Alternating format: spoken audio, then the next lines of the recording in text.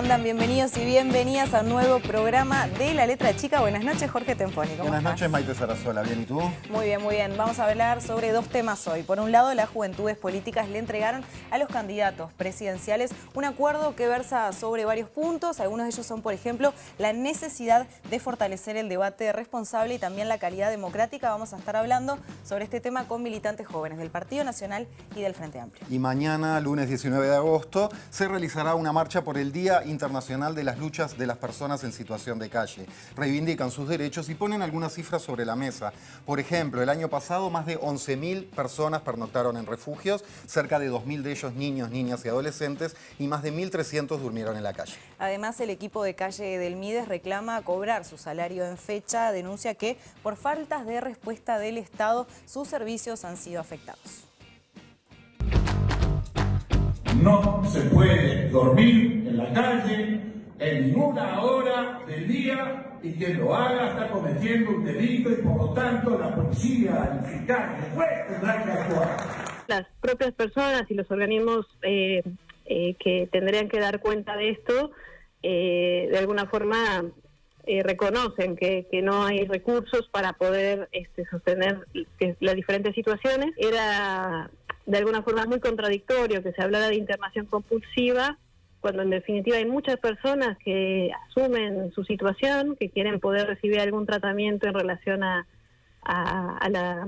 la dependencia de sustancias y no encuentran una respuesta institucional. Pero el Estado no le está dando una solución, porque no le está dando un trabajo, no le está dando una posibilidad de que su vida sea mejor y tiene que vivir en la calle. Sí, eso se está ocupando el MIDES y viene haciendo programas que está recuperando gente. De todas formas, la gente viviendo en la calle va en aumento.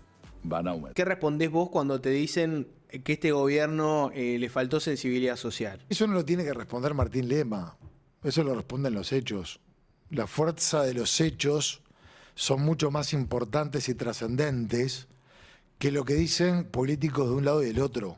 Sigue creciendo la cantidad de personas que viven en situación de calle. Entre el año 2020 y 2023 el aumento fue de 54%. Eso lo responden los hechos.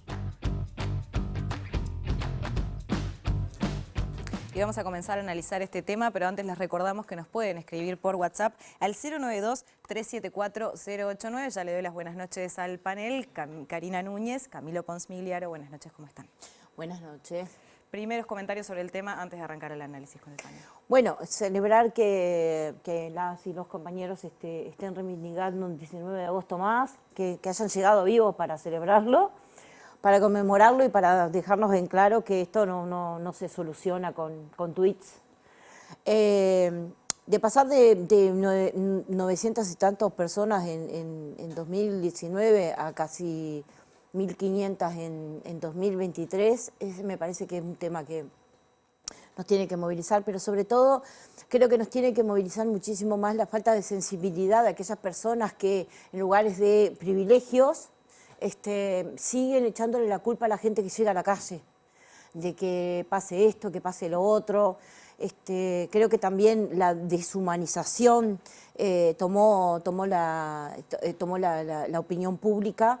Y esa es una de las cosas que hace que me parece que las políticas que se deban de abordar tengan que tener una construcción con todas las patas, incluidos con quienes están en situación de calle, porque no hay ninguna solución que venga de otros que no les haya traspasado por el cuerpo la situación que pretende el sistema abordar. Y sobre todo cuando vos tenés en cuenta que la respuesta de la situación de calle, cuando vas al contexto, tiene que ver con la falta de vivienda y la salida, y de que 13 de 26 personas liberadas no tengan un lugar donde ir y terminen en calle, o que mayoritariamente las que ya venían viviendo en calle no hayan podido solucionar el tema. Esto también contribuye muchísimo en que la violencia se apodere, y el de, bueno, si ya que el Estado no me defiende, me voy a defender yo, y está bien que salga a cagar a palo gente en situación de calle, porque son los indefendibles, son los que nadie queremos, y son los causantes de toda esta mugre y toda esta sociedad que tiene la sociedad hoy, y no es así. Cari, gracias. Vamos a hablar sobre todos estos temas. Camilo. Buenas noches. Yo escuchando recién el tape que pasaban al principio del programa, creo que coincido con Karina que el gran problema detrás de esto es como una deshumanización, una perspectiva de lo que ha de ser una sociedad que no concibe al tener que dormir en la calle, el tener que vivir en la calle, el no tener un techo, un plato de comida, que no lo concibe como algo violento, ¿no? Es como muy salado pensarlo desde ese punto de vista, porque sin duda es hiperviolento que haya gente que no tenga un techo donde refugiarse de noche, ni un plato de comida todos los días sobre una mesa. Y yo creo que a este gobierno sí que le ha faltado sensibilidad social, que era lo que planteaban también los periodistas que entrevistaban a Martín Lema. Un gobierno en el cual los datos, las cifras sobre personas en situación de calle se dispararon y que 3 años después siguen culpando una pandemia que, lejos de haber implicado un desbarranque en nuestra economía, eso fue un problema que se solucionó hace tiempo, en un gobierno en el cual la desigualdad aumentó considerablemente, o sea, es decir, la economía se recuperó, superó niveles de niveles previos a la pandemia después de esa recuperación, pero aún así hay más personas durmiendo en la calle que antes y también las personas más ricas son más ricas que antes. Lo habíamos hablado hace un par de programas cuando vinieron del Instituto Cuesta Duarte, que es muy simple, es matemático. La cantidad de personas que duermen en la calle, digamos, el aumento de personas durmiendo en la calle se sustenta lo estoy diciendo muy mal, es al revés. El aumento de la riqueza de las personas más ricas de este país se sustenta con la cantidad de personas que duermen en la calle hoy en día. Así que, bueno, yo estoy... ¿Puedo? Sí, claro. A mí me gustaría hacer una pregunta a nuestros invitados, ¿no? Específicamente, porque viste que todo el mundo después nos quedamos en lo que el otro dijo, que esto... 3 tips con los que nosotros, los ciudadanos de a pie, ¿ustedes creen que nosotros podemos hacer el cambio? Para lo último. Porque después queda entre el otro dijo, y nos terminamos quedando en el barro del Twitter y después siguen estando la misma gente sobre los mismos cartones. Pero nosotros, porque en realidad ellos hacen eso con la impunidad de lo que nosotros nos callamos. Entonces, los que estamos de a pie, ¿cómo podemos ayudar? Eso después. Bien. Sí, queda anotadito, Karina. Gracias. Vamos con la mesa entonces. Y bueno, la marcha, como decíamos, es mañana a las 10 de la mañana, desde la Plaza Cagancha hasta el Mides. Y me interesa particularmente la consigna: vivir con dignidad, no dejaremos de luchar hasta que la situación de calle deje de ser normal, también en relación con todo esto que se venía planteando. Para conversar de estos temas, recibimos a Humberto, que es integrante de la coordinadora de la marcha del 19 de agosto. Humberto, gracias. Buenas noches. Muy buenas, gracias. Y a Nicolás Iglesias, que ha venido alguna vez a este programa. Hoy viene en su condición de trabajador social e integrante del espacio BAR, Voluntariado, Arte y Reflexión de la Iglesia Metodista. Nicolás, buenas noches, ¿cómo estás? Buenas noches, un gusto estar acá compartiendo. Para empezar, ¿se puede decir que la principal o una de las principales reivindicaciones de la marcha es el aumento de personas en situación de calle, tanto en Montevideo como en el interior? Quería comenzar con aclararle una cosa, y es lo que dice la estadística o lo que dice el dato que está dentro del informe que enviamos, es que 11.000 personas diferentes pasaron por el sistema del Mides. Es decir, puede que no hayan pernoctado en un refugio o solamente, o sea, no habían dentro de ese sistema, macrosistema que se llama Mides, no existía en su base de datos. Entonces, eso como primero aclararlo, que me quedé con la idea de cuando lo escuché. Pero, perdóname, la pata del Mides que atiende a personas en situación de calle. Exactamente. Ahí está. Eso exactamente. Segundo, no me recuerda la pregunta. Sí, si el aumento, si las cifras de aumento es una de los principales temas sobre la mesa en la marcha, ¿no? Del aumento de personas en situación de calle en Montevideo y en todo el país. Primero aclarar que la idea de la marcha es conmemorar lo que pasó hace 20 años en la Plaza de Sed, y eso nos convoca harto, ¿no? Podemos recordar que en San Pablo se atacó a 15 personas en situación de calle en el 2004, y que murieron 7 y 8 quedaron gravemente heridas en un crimen que ha quedado impune. Que aún todavía ni siquiera se aclararon ni se ha pasado nada. Y bueno, eso es un poco como la reivindicación de ese momento. Y lo otro que nos convoca es realmente la situación, el sinhogarismo, la falta de empleo, los empleos protegidos para quién y por quién. O sea, creo que existe toda una complejidad de lo que es la situación en calle y toda esa intolerancia con las personas que estamos en situación de calle. Y esa intolerancia, esa deshumanización que decían por acá los compas, es eso. O sea, cuando en realidad somos humanos y somos parte de una humanidad. Ahora, es muy fácil estar dentro de la casa con el calorcito en el invierno, mirando por una ventana y después abrir la ventana y querer tirarle agua. Ayer justamente me pasó ver cuando venía en la calle, caminando en la calle, cómo le tiraban agua desde un segundo piso a uno de los compas que estaba tratando de armar sus cobijitas para descansar. Y yo decía, ¡fua! O sea, como hasta dónde hemos llegado este punto, ¿no? De tirarle agua a alguien con el frío que estaba haciendo en la noche y tirarle agua para mojar y hacerle pasar una muy mala noche. O sea, uf. Tremendo. Humberto, ¿cuáles son los principales problemas que atraviesan viviendo en la calle? Uf, muchos. O sea, digamos, una de las cosas que creo que hemos como o sea, ahí sí puedo decir que me devuelvo al colectivo, que hemos pensado desde el colectivo, ¿será que las personas que están en situación de calle son realmente unos consumidores y llegaron porque están consumiendo?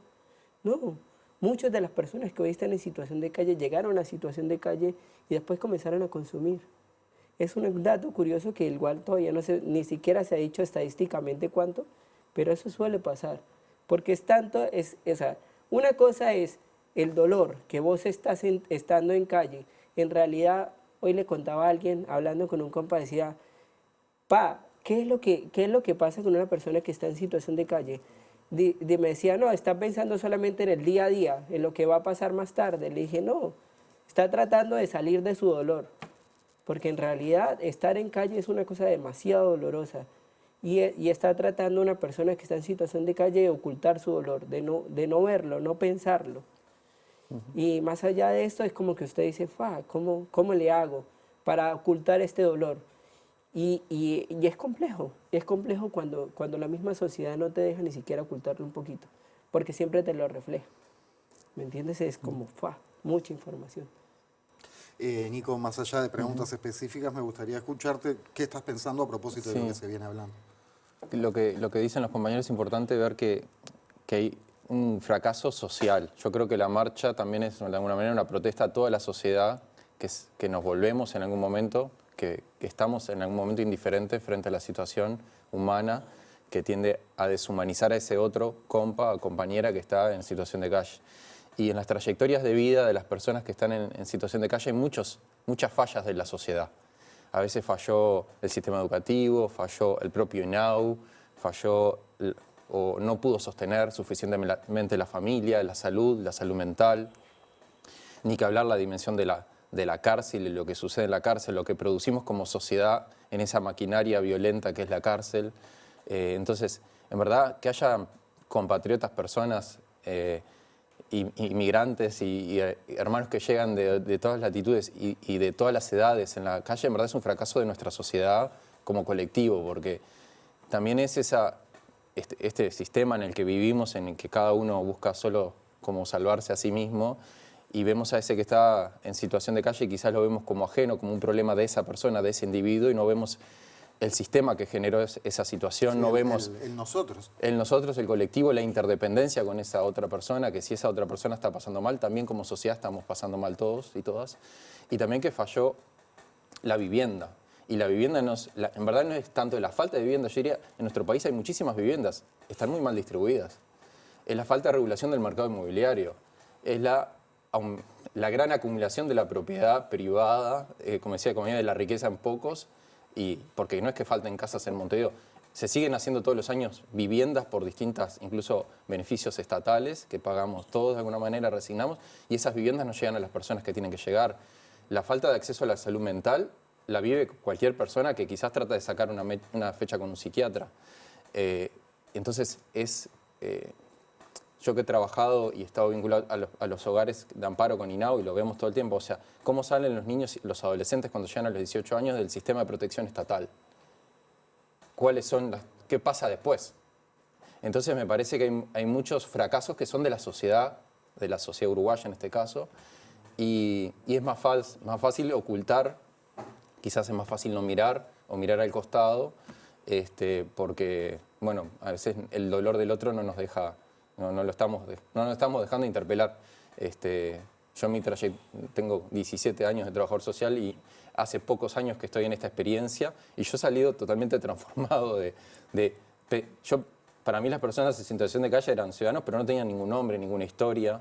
Y en estos años que he compartido y estoy aprendiendo, saqué un montón de mis prejuicios también, porque a veces, como dice Humberto, quizás el vecino que le molesta me ha tocado discutir con muchos vecinos del barrio, en aquel barrio donde está Espacio Compa y en otro barrio, que le molesta el otro. Me molesta el otro que está en calle, en vez de preocuparme a ver si puedo hacer algo, como decía Karina, o sea, qué es lo que cualquier ciudadano puede hacer, porque ese otro que está en la calle también es corresponsabilidad. Digo, más allá del Estado que tiene que responder, pero también como ciudadanos, ¿qué hacemos con la realidad del otro? Recién contabas, Humberto, que viste directamente esa que nos dejó a todos conmovidos, esa situación en que le echaban agua encima para que se enfriara y que se fuera. ¿Qué situaciones sabés que estén sucediendo cotidianamente en las cuales las personas en situación de calle sean víctimas de violencia? Bueno, me hiciste acordar de un chiste que siempre cuando nos reunimos y hacemos, yo soy mucho de andar haciendo chistes por de donde vengo. Entonces, ¿de dónde venís? Soy colombiano, entonces por de donde vengo soy muy de hacer chistes así muy pesados y bromas muy pesadas. El otro día, dentro de la reunión de compas, estábamos con unos compas que nos sentamos a veces a tomar mate y a discutir y a pensar cosas, a ver si algún día cambia el mundo, pero eso nunca va a pasar. Siempre soñamos con cosas muy grandes. Nos poníamos a pensar en esto de la ley de internación compulsiva, ¿no? Entonces, yo jodiendo decía como, eso van a terminar todos en la camionetica negra. Y más allá de esto, o sea, más allá del chiste que estaba tratando de hacerlo, que sé que no lo van a entender y esa es la idea, que no lo entiendan, es que, mire, o sea, pasa muchos maltratos, o sea, pasa que una persona se siente que, bueno, más allá del consumo, más allá de todas estas cuestiones que vuelvo y lo traigo, es muy complicado cuando vos nunca has consumido absolutamente nada, entender lo que pasa con una persona que consume. ¿Me entienden? Porque eso es una cosa demasiado compleja. Más allá de la discusión de la salud mental y la situación de calle, ¿no? Que es otra pata que le nace al cojo, decimos por allá en mi país. Entonces, creo que una de las cosas es los maltratos, las malas palabras, el tirarle agua, el tratar de echarle agua caliente aún, el pegarles con palos. Digamos, hace poco pasó o sea, más allá del maltrato que muchas veces las mismas personas en situación de calle devolvemos a las otras personas también, es eso. O sea, es la devolución. Traigo algo que decía Jaime Garzón, es un periodista que mataron en Colombia, decía, la guerra solo trae más guerra y la violencia solo trae más violencia. Entonces la evolución de la violencia siempre va a ser más violencia. Y esto es lo que ha pasado en la situación de calle en Uruguay, en especial en Montevideo. La guerra que ha habido las personas que están en calle terminan siendo evolución a las otras personas que ni siquiera tienen nada que ver con esto. ¿Nos puedes regalar la explicación del chiste de la camionetita negra? Ah, no, eso es muy complicado, me la pone de para arriba, no sea malo. Bueno, dale. Es que mira, la idea del chiste es que conociste lo de los supuestos antipastas, que no es antipastas y toda esta cosa, que es otro chiste más largo todavía. Entonces andaban en una camioneta negra, ¿no? Ajá. De ahí viene el chiste de la camioneta negra, que van a terminar todos allá. No se sabe, o sea, crean una ley cuando las personas que se quieren internar y no hay espacio para internarlos, pero ¿a dónde van a llevar todos los que quieren internar compulsivamente? ¿A dónde van a encerrar a esas personas? ¿Dónde las van a llevar? Es la pregunta del millón. ¿Van a terminar en un lugar como los NN? Es el chiste. Más allá del chiste, no quería, lo traigo como un chiste, pero es muy doloroso. Porque ¿cuántas personas en realidad mueren como NNs? Nadie los conoce, no aparecen en las cifras y mueren en la calle. Mueren porque los matan, mueren porque... Pero ¿cuál es la excusa? Lo estaban consumiendo. Humberto, Nicolás, ya la seguimos. Salimos de estudios para continuar con este tema. Recibimos a JP, Juan Pablo Rodríguez. ¿Cómo estás? Buenas noches. ¿Dónde andás y con quién? Contanos. Maite, Jorge, buenas noches para ustedes, desde luego para la mesa y claramente para nuestros televidentes. Nosotros nos encontramos apostados en la esquina del Ministerio de Desarrollo Social, en Avenida 18 de Julio y Javier Barrio Zamorín, a propósito de este tema que están tocando precisamente allí en la mesa. Me encuentro con Carlos Moreira, quien es integrante de la Unión de Trabajadoras y Trabajadoras de El Mides, para consultarle, bueno, Carlos, mañana habrá una marcha por 18 de julio que se cierre con una olla popular. ¿Tiene alguna significancia puntual que se cierre con una olla popular? Bienvenido. Bueno, muchas gracias a todas y todos. Bueno, sin duda que es muy significativo porque el Mides, el Estado, no ha logrado dar respuesta a los problemas de las personas en situación de calle. No solamente el tema vinculado a la vivienda, sino que también el tema vinculado a la alimentación. Y acá ha habido un sostén muy importante para estas personas que han sido la solidaridad de las vecinas y los vecinos y a través de las ollas populares y a través de ellos mismos. Una cuestión que no es menor es que el censo del año pasado mostró un incremento significativo de personas en situación de calle, de personas viviendo a la intemperie, pero ese censo también reveló que las tres principales fuentes de alimentación de estas personas, en ninguna de ellas está el Estado. Son las vecinas y los vecinos quienes colaboran con estas personas para dar la alimentación. La segunda fuente de alimentación son los contenedores y la tercera son las ollas populares. Esas ollas populares que durante el año pasado el Ministerio de Desarrollo Social, en vez de agradecerles y apoyarlas por el trabajo que estaban haciendo, en ausencia del trabajo que hace el Ministerio de Desarrollo Social, resolvieron criminalizarlas, salir a denunciarlas sin ningún fundamento, sin nada que hayan encontrado, e implementar un sistema que está demostrado que no está llegando a quienes más lo necesitan o no está llegando de forma suficiente, por lo menos a quienes más lo necesitan, porque claramente ni siquiera está entre las tres principales fuentes de alimentación de estas personas. Usted me dice que esto se desprende del censo que publicó el Mides el año pasado. Exactamente. Este censo que se ha venido haciendo durante varios años, en este periodo se hizo varios años, este año no se hizo. Por lo tanto, los datos que tenemos son de ese último censo. Y bueno, y en las preguntas que se hacían vinculadas a las fuentes de alimentación, el Estado no está entre esas principales fuentes que tienen las personas para alcanzar la alimentación todos los días. ¿Se cree que la población de personas en situación de calle llega a 11.000 en nuestro territorio nacional, de los cuales 2.000 son niñas, niños y adolescentes? ¿El Mides puede hacer frente a esto? ¿Tiene soluciones desde lo estatal para reducir este margen? Bueno, el Mides ha demostrado no poder hacer frente a esta situación que se ha ido agravando año a año pese a tener crecimiento económico en el país durante los últimos años. Entonces, un problema es que no ha alcanzado la política social para lograr llegar a estas personas, trabajar con ellas y conseguir que egresen de esta situación. Eso genera que sistemáticamente más personas estén en situación de calle, no logren egresar lo suficientes y sin duda que la respuesta del Ministerio, que ha sido tercerizar este servicio y en ese marco la tercerización vinculada a la precarización laboral, pero también vinculada a la pérdida de controles del Estado en la forma en que desarrolla la política pública, ha llevado a que la respuesta sea totalmente insatisfactoria. ¿Afecta el servicio que recibe la población este tipo de precariedad que usted señalaba en los trabajadores y trabajadoras tercerizados?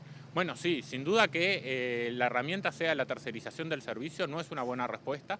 El Estado no puede tercerizar cuestiones que están vinculadas a garantizarle derechos a las personas. Esto ha mostrado que genera una gran falla, pero además genera una precarización laboral enorme. Las compañeras y compañeros que están a cargo de este servicio ahora en invierno han tenido grandes problemas para cobrar sus salarios por atrasos en los procesos administrativos para pagarles a las ONGs que las contratan, ONGs que en su gran mayoría además las contratan de forma directa porque supuestamente no dan los tiempos y no dan los tiempos y llega tarde. Es muy extraño que no den los tiempos y que llegue tarde porque parece que le cayera el invierno de sorpresa al Ministerio y que no pudiera prever con suficiente anticipación que estos servicios son sumamente necesarios durante todo el año porque no se ha podido dar una respuesta a esta gente, pero sobre todo en invierno cuando los factores climáticos afectan mucho más que estas personas sigan a la intemperie. ¿Cuál es el argumento del Mides en este sentido cuando se atrasa a veces 3 días en algunos casos, 17 en otros, para abonarle el salario a estos trabajadores? Bueno, el argumento son demoras en los procesos administrativos. Procesos administrativos que se tienen que hacer año a año a través de mecanismos de licitación, que no se llegan a hacer a mecanismos de licitación, sino que se terminan haciendo como compras directas para hacerlos más rápido, pero tampoco llegan. Nosotros lo que entendemos es que esto es una política que es permanente, porque lamentablemente no hay visualizado en el corto o en el mediano plazo que deje de haber personas en situación de calle y que el MIDES pueda dejar de afrontar esta situación. Entonces, si nosotros tenemos una necesidad insatisfecha permanente y un derecho que no se puede cubrir de forma permanente, lo que se necesita tener es una política permanente, y eso con funcionarios públicos que la lleven adelante, o funcionarias y funcionarios contratados de forma directa, pero no a través de estas ONGs que tienen procesos burocráticos que se demoran y que generan estos problemas. Bien. Le hago la última, Carlos, para ir redondeando. ¿Hay hacinamiento en los refugios del MIDES? ¿Qué es lo que piensan los trabajadores organizados? Bueno, las condiciones en los refugios del MIDES, nosotros no tenemos directamente trabajo con ellos porque las personas están tercerizadas y nucleadas en SUTIGA, que es el Sindicato de Trabajadoras y Trabajadores Tercerizados. Igualmente sí tenemos información que las condiciones son cada vez peor, el hacinamiento es cada vez peor, la comida que se llega es cada vez peor, y eso está también porque muchas veces las organizaciones que están a cargo, en vez de tener un objetivo social, tienen un objetivo recaudatorio. Entonces intentan minimizar los montos de dinero que el MIDES les otorga para que lleven adelante los cupos en los refugios y quedarse con más dinero. ¿El MIDES no hace ningún contralor sobre eso? Contralor es muy poco porque tampoco hay suficientes funcionarios para poder supervisar estos refugios. Nosotros tenemos que tener presente que cuesta alrededor de 80.000 pesos, $2.000 por mes por cama, el dinero que se les manda a las ONGs para atender a estas personas. Si van cualquiera de nosotras y nosotros a uno de estos refugios, vemos que la atención dista mucho del dinero que se les da. Estaría bueno saber en qué terminan gastando estas ONGs, que además se las contratan de forma directa, estos dineros, porque tenemos la certeza que a la gente que debería llegarle ese dinero para egresar de estar en situación de calle no le está llegando. Muchas gracias. Por favor, gracias a ustedes.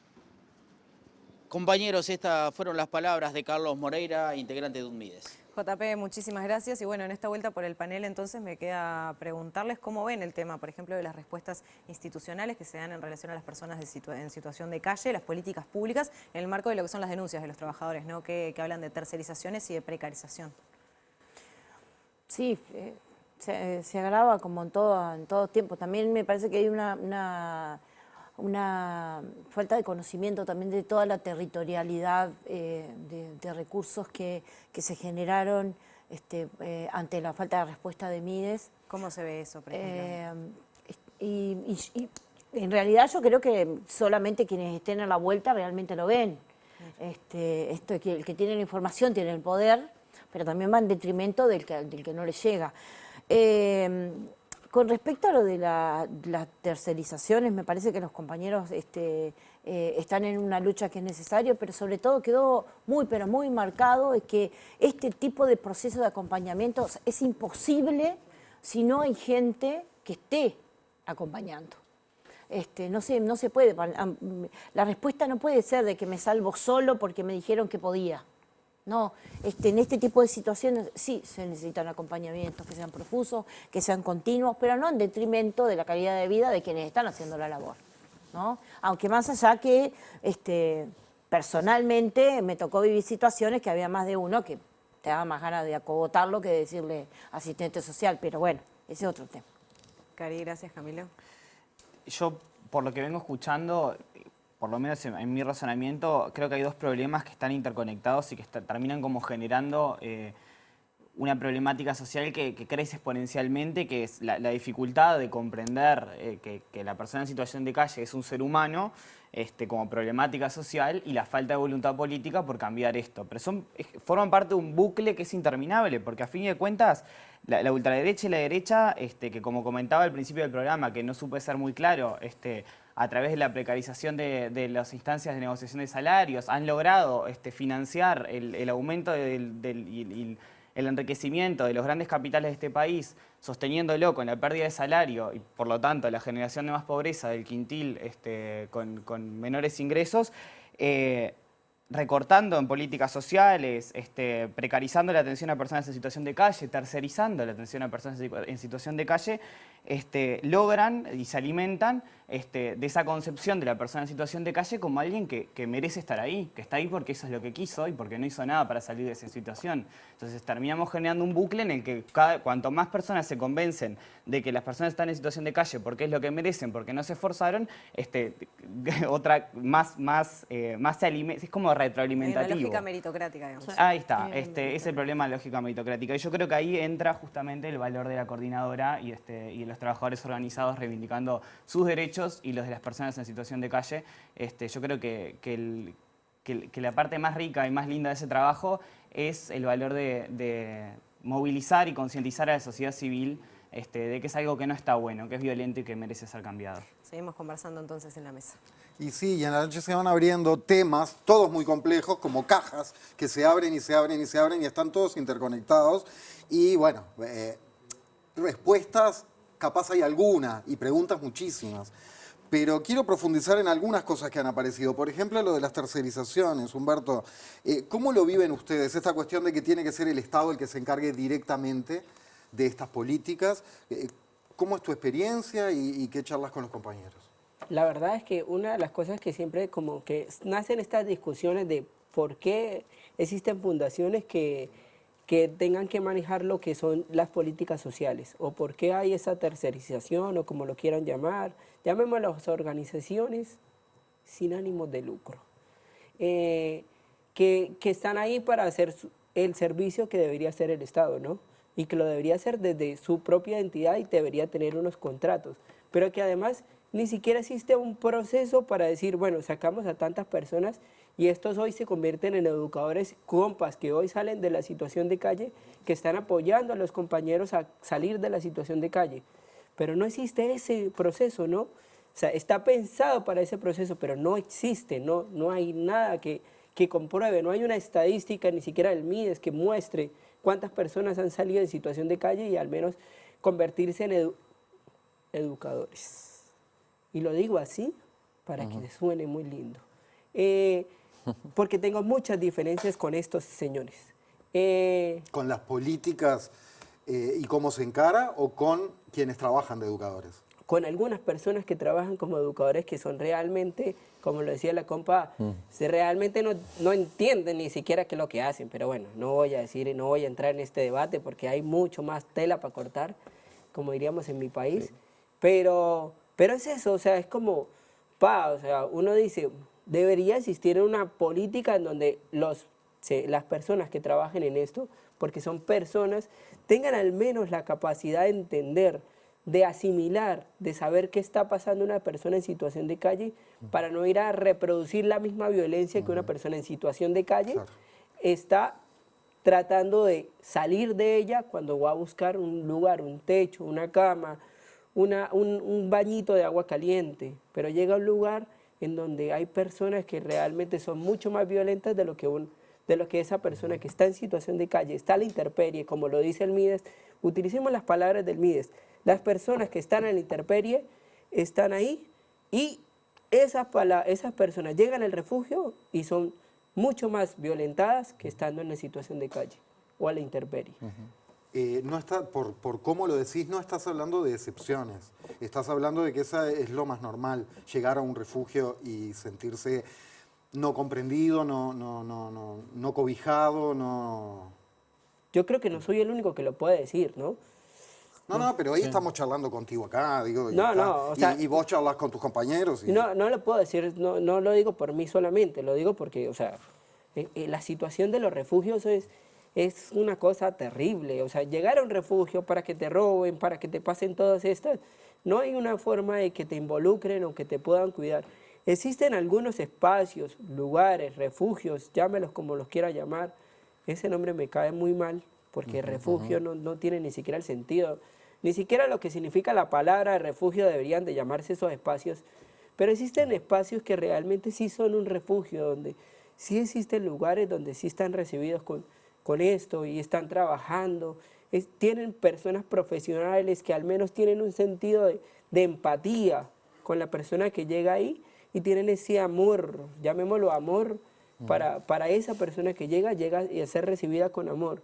Una de las cosas que creo que le critico a muchos refugios y a muchos espacios de esos, no voy a traer institucionalizaciones, pero sí podría decir que uno de ellos y una de las mayores de esas instituciones o esas organizaciones que tienen muchos refugios como Otras Manos, tiene esa violencia institucionalizada, ¿no? Y lo digo muy claramente, Otras Manos tiene eso muy, en los lugares que tiene y que maneja Otras Manos, tiene mucho de esa violencia reproducida de la que pasa en calle, y muchos de los compas llegan allá a ser violentados, a tener toda esta violencia, a seguir reproduciendo la misma violencia que estaría y que no debería reproducirse porque está buscando un lugar para descansar, ¿no? Y para ir y como tener un poco de amor, de comprensión, de que lo escuchen, pero ni siquiera tienen, o sea, tienen los educadores exclusivos para repartir jabón, venga, le lavo la ropa y vaya, duerma, tienen un horario, hay que cumplir los horarios porque si no, se larga, o sea... Estás hablando de una organización que gestiona refugios del MIDES. Sí. Nicolás...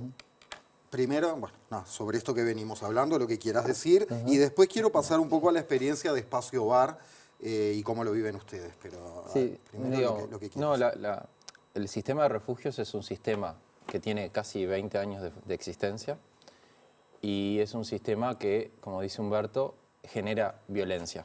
O sea, el sistema, la metodología de trabajo del refugio per se, donde hay un horario de ingreso a las 6, 7 de la tarde y a las 8 de la mañana te tenés que ir y estás todo el día deambulando en la calle y tenés que ir, si tenés permanencia, entrás, si no tenés permanencia, haces cola y capaz que hasta las 11, digo, para que la gente sepa cómo es, y si está ahí esperando y capaz hasta las 11 de la noche le dicen después se tiene que ir a la otra punta de Montevideo a buscar un lugar, o sea, ese sistema que tiene 20 años casi de existencia es violento. Es violento. Y es violento, en primero, para los participantes, los compas que lo usan, y he escuchado en estos años muchas historias de esa violencia institucional. Y es violento también, dime un poquito si me pongo medio paso del lado de los educadores y eso, porque ese sistema en lo que trabajan esos educadores que Humberto dice que lo maltratan, y bueno, es un sistema que ellos también están viviendo y siendo parte de un sistema violento. No es para justificarlo, sino que es muy difícil que salga algo bueno de una metodología que per se es violenta. No es digna para los participantes. Entonces, perdón, le meto la cuchara, es lo que decía, la violencia reproduce violencia, sí, sí. Y es tal cual, o sea, entonces, los refugios reproducen violencia. El burnout y el cansancio, por ejemplo, nosotros hemos recibido algunos compañeros en el proyecto de Espacio Bar que venían de esa experiencia queriendo hacer otra cosa distinta, porque no es que los trabajadores que están en los refugios quieran ejercer esa violencia, quisieran hacer otra cosa y hacerlo de otra manera. Por eso, digamos, lo importante es variar las metodologías, que fue lo que fuimos visualizando en Espacio Bar. Nosotros, aunque Bar existe desde hace como 8 o 9 años como proyecto, en el contexto de la pandemia, en el 2020-2021, empezamos a darnos cuenta que como sociedad, aparte que estaban la pandemia, los cuidados de higiene, de tapaboca y todo eso, las personas que iban aumentando en situación de calle tenían cada vez menos lugares, no tenían baños, cada vez había menos espacio y la ciudad se volvió, en un proceso de mucho tiempo, cada vez más estratificada. Nuestra ciudad de Montevideo cada vez con menos lugares donde parar, lugares donde achicar, del viento, del frío. Y bueno, nos parecía que el espacio de ahí de la Iglesia Metodista de la Aguada tenía que convertirse en un refugio en el buen sentido de la palabra, ¿no? O sea, un refugio no de este sistema, sino un lugar que siempre ha sido esa iglesia en particular, un lugar de acoger a las personas que están siendo excluidas por el sistema, que están siendo violentadas. Y ahí que fue con un proyecto de voluntariado en el comienzo, con muchas personas que capaz tenían esta vocación, que es fundamental, de la empatía, del amor, del compromiso con el otro. Un voluntariado que empezó también siendo en el contexto de la pandemia un escape para salir del encierro de nuestras casas. Estoy visualizando en junio, mayo del 2021, donde había mucha gente con temas de, bueno, quiero salir al encuentro del otro porque estamos todos encerrados en nuestras casas, pero afuera está mucha gente pasándola mal. Abrimos ese espacio, primero en un convenio con la Intendencia durante el 21 y el 22, y después hubo un llamado abierto de proyectos de innovación del MIDES y nos presentamos como proyecto, una competencia abierta de muchas organizaciones y ganamos. Y tenemos 2 componentes en este proyecto que son de innovación social. Uno es el centro diurno, donde hay talleres aparte de que hay alimentación, hay talleres de educación laboral, hip hop, arte, teatro, espacios de escucha. Los compas generan sus propios cuidados y autogestión del espacio, cocinan, se organizan en el espacio compa que funciona ahí en La Aguada. Y después la otra pata, que es la más desafiante también, porque esto es un centro diurno para estas muchas personas, 1000 personas o miles de personas que quizás tienen un cupo de noche, pero durante el día no tienen lugares, porque hay, en este momento debe haber unos 5 dispositivos de la Intendencia diurnos y algunos del MIDES, pero no hay muchos dispositivos, ni sumando los del MIDES y la Intendencia, que logren cubrir la cantidad de personas que buscarían un lugar donde pasar el día. Entonces, cambiamos este espacio, o sea, generamos este espacio diurno con esta metodología. Básicamente, reconocer el nombre de la persona, reconocer al otro como un ser humano, como una persona digna, integrarlo. O sea, eso que Humberto, o sea, no hacer eso que Humberto decía, o sea, hacerlo de otra manera. Y los propios compas lo han reconocido como un lugar amable, digamos, y que le tienen cariño. Y después un lugar de una casa autogestionada en un hostel, que era un hostel en un lugar en la Ciudad Vieja, se llama Casa Barco, y un lugar donde las personas tienen su llave. No es que es un lugar donde voy por la noche, es un lugar con una casa de perfil autogestionado, donde hay personas que estaban antes en los refugios, pero bueno, tienen ahora un espacio con un cuarto que a veces es de A1, a veces de A2 o máximo de A3. Es una casa autogestionada donde la gente se cocina, se organiza su vida cotidiana, recupera la autonomía y la dignidad de definir sus horarios, ir a trabajar, volver a ir a estudiar, salir, entrar. Y bueno, es un modelo que no es más caro que los refugios, también es otra cosa. Cuesta lo mismo o más barato, pero bueno, requiere otro proceso y otra forma de encarar el laburo, que es mucho más desafiante, porque todos atravesamos muchos miedos también de aprender esa forma. Entonces es Casa Barco, que es en la Ciudad Vieja, y Espacio Compa, son estos dos proyectos que estamos trabajando. Y bueno, yo creo que lo importante es como esta cuestión de lo que decía Humberto, de rehumanizarnos en todos los vínculos y tratar de hacer las cosas diferentes, porque hay posibilidades. Pero a veces es tanto la cultura del miedo al otro y la persona en la calle se pone como ese otro que genera los problemas. Entonces hay que ser transformados y ser cambiados en nuestras formas de acercarnos al otro y creo que esa creo que es uno de los tips de lo de que Karina decía, es reconocer en el otro una persona que es digna y sujeta de derecho y no verlo como al otro como una amenaza. Humberto, y ahí vamos a los tres tips, 3 consejos. Le puso 3 Karina, pues vale 4 o 5 también. Para que como sociedad, cuando por la calle nos encontramos con personas en situación de calle, seamos todos un poco mejores. Muy complejo, pero sí. Vamos a ver si los logro conquistar con lo que voy a decir. Es complicado esta situación porque, a ver, o sea, lo primero es entender que el que está allá es igual que vos. Sí. Entender que si vos ni siquiera llegás a... ¿Sabes que hay un montón de gente que no quiere reconocerlo, pero ni siquiera llegan a final de mes? O sea, el salario que ganan no les alcanza para llegar a final de mes. Por esa razón existen las ollas. Gente que tiene un poquito de ingresos con hambre, igualmente compartiendo lo poco que tienen para las otras personas que están peor que ellos. Es lo mismo. Entonces, creo que si las ollas existen a partir de la misma necesidad del hambre. ¿Y qué tanto es compartir un poco de lo mucho que tengas, compartirlo con el otro? Pero además puedes compartir algo más importante que ni siquiera es algo de comer, ni siquiera es algo material, y es tu corazón, un poco de amor, un poco de humanidad, un poco de entender que también es un humano más, que pasó una dificultad, que pasaron 1000 cosas, existen 1.000.000 de razones para llegar a calle. Y existen 1.000.000 de personas que hoy tienen la posibilidad, si hacemos el tip, de saber, hay como una encuesta en la que si tú la respondes puedes saber qué tan fácil o qué tan rápido puedes llegar a estar en situación de calle. Son 3 preguntitas que se las recomiendo mucho, si las quieren encontrar, la pueden googlear, perdón. Y respondes esas 3 y te vas a dar de cuenta cuál es la línea delgada para llegar a situación de calle. Entonces, una de ellas es entender que vos sos un humano y que las personas que están allá son humanas. Eso para mí es lo más importante. Y compartir lo poco que tengas con otra persona. Comparte. Siempre compartir. Compartan que sea una sola palabra. Hey, ¿bien? ¿Todo bien? Listo. Ya la seguimos, ¿eh? Hay un rato más para conversar. Estamos profundizando en historias y también, para dimensionar el tema, está bueno ver números y políticas. Y eso lo vamos a hacer entonces de la mano de Mariana Cianelli, periodista. Mariana, buenas noches, ¿cómo estás? Buenas noches. Hablemos primero de cifras, que es verdad que muchas veces hay una cuestión de invisibilización, pero también de que ayuda a tener perspectiva y darle magnitud. ¿Qué cifras podemos compartir al principio? Bueno, según el último relevamiento del MIDES que se realizó el año pasado, hay 2.758 personas en situación de calle en Montevideo. Esto implica un aumento de un 24% respecto a la medición anterior que se realizó en 2021. Además... tenemos a ver algunos datos por acá, vamos a ver. Sí, es importante destacar por qué hablamos de Montevideo. Y eso sucede sobre todo porque hay un mayor porcentaje de personas en situación de calle en la capital y también se han realizado mayores relevamientos con más sistematicidad. Ahí podemos ver en pantalla que hay una distinción en el relevamiento del MIDES. ¿Cuáles son esas?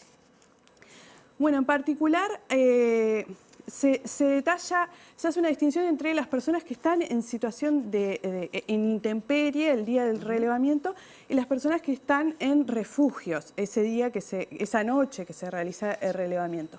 En el primer caso hubo que hay 1.363 personas a la intemperie, lo que implicó un aumento de un 48% respecto a la medición anterior, que fue en 2021, y que hay 1.395 estuvieron en refugios, lo que implica un aumento de un 85% respecto a la medición anterior.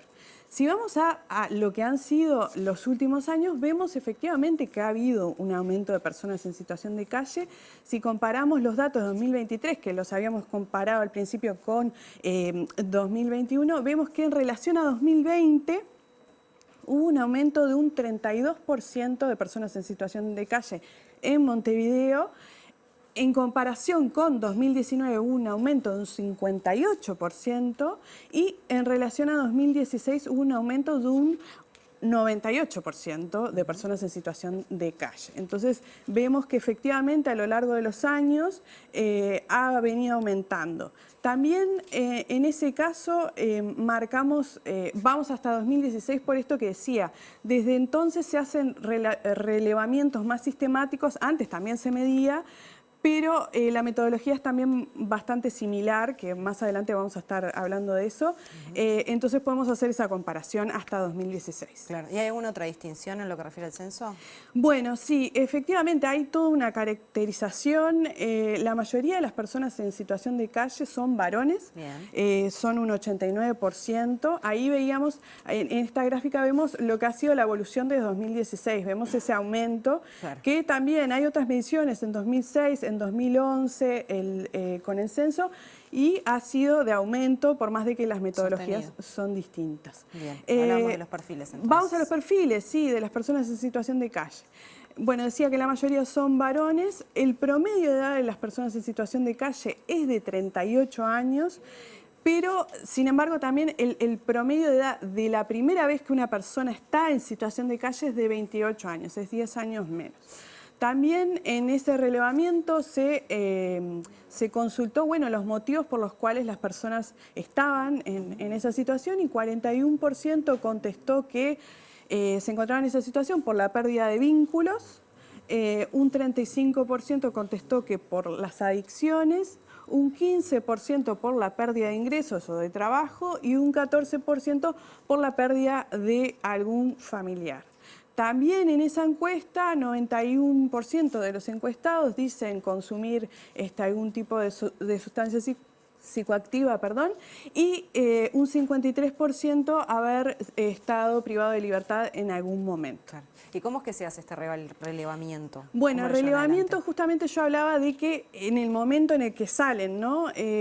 Justamente el relevamiento se hace de una madrugada y la encuesta también. se eligen distintos puntos donde se sabe que hay mayor cantidad de personas en situación de calle por relevamientos anteriores. En este caso fueron 90 puntos en la capital.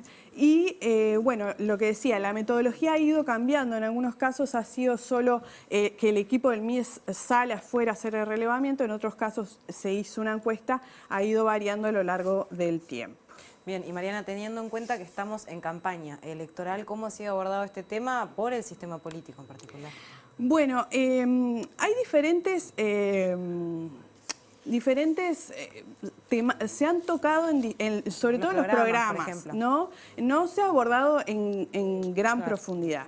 Pero, por ejemplo, en el caso del Frente Amplio, en el caso del eje de equidad social de las bases programáticas, se habla a nivel general de ir hacia la eliminación de la pobreza extrema, la precariedad habitacional, la indigencia, el hambre, y a nivel más concreto de propuestas se habla de prevenir la situación de calle. Claro. Y se desarrollan algunas medidas muy levemente, es muy esquemático el programa, por ejemplo, con fortalecer lo que son los programas de apoyo al egreso de las cárceles, ¿no? Que ahí hay como una suerte de que la persona sale de la cárcel y queda sin trabajo, sin vivienda, ¿no? Y sin acompañamiento. Entonces, fortalecer los programas que trabajan en eso.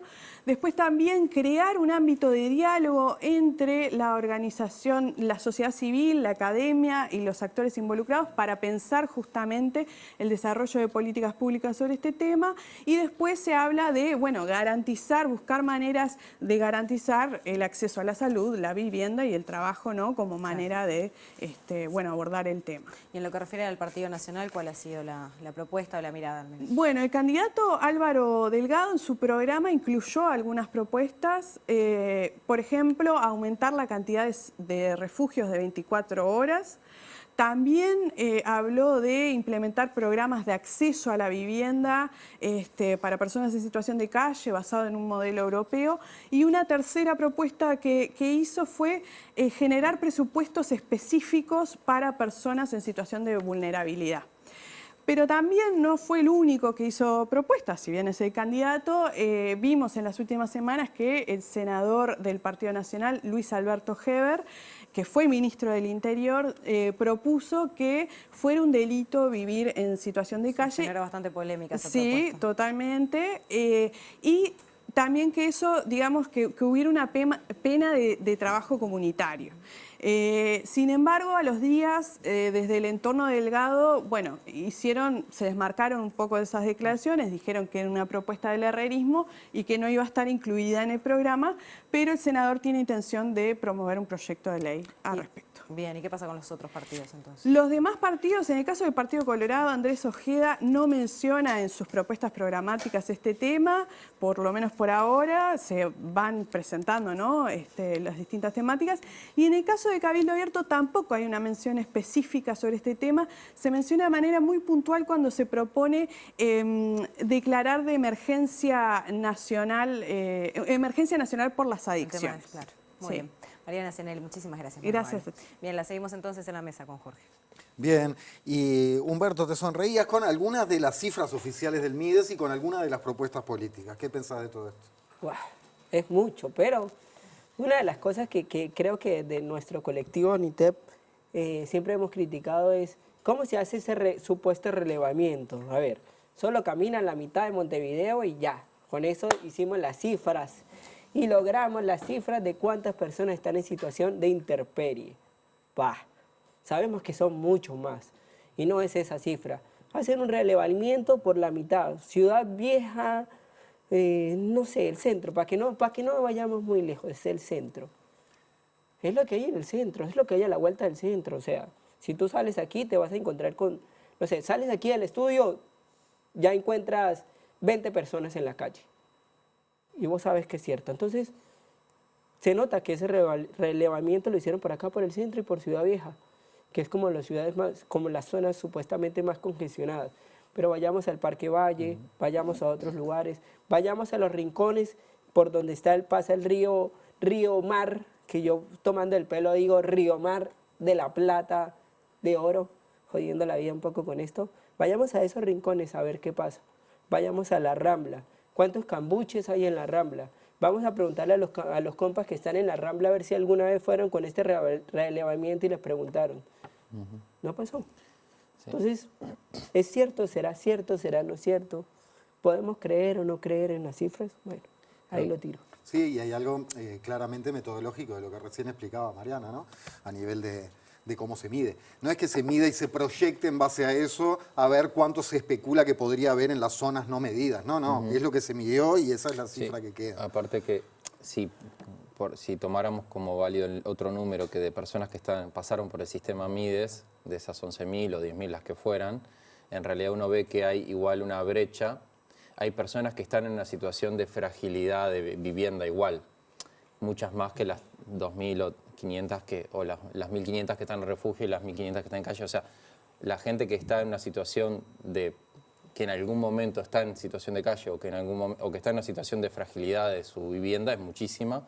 Y si uno también lo toca con el otro dato de las personas que egresan del sistema carcelario y en las condiciones que egresan del sistema carcelario con las pocas opciones, y sean de vivienda, de educación o de trabajo que hay, en realidad uno tiende a pensar que está así, digamos, que debería ser mucho más y es mucho más la cantidad y mucho más complejo.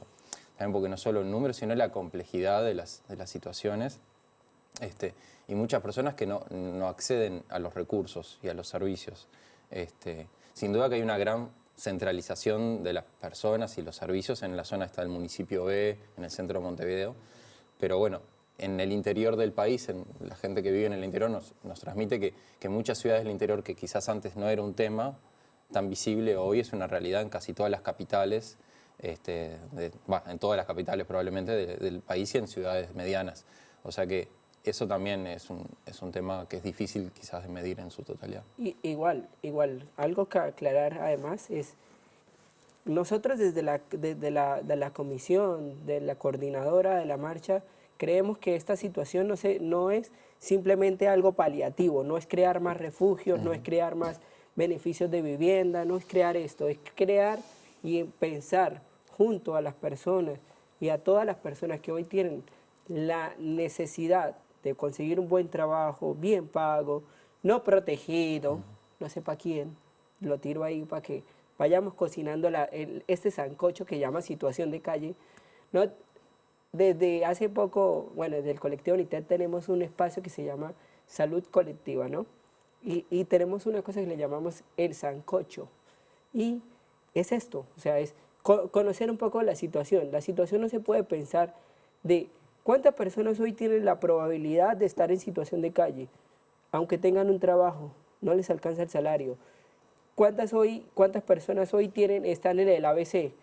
Y ¿será que lo que paga el ABC alcanza para usted poder pagarse y salir de esta situación de calle? No sirve para nada. Además del maltrato que significa que a usted, para poder ir a trabajar, le toque ir a hacer una rifa. O sea, ¿puede creer esto? ¿Cómo así que un trabajo se lo rifen?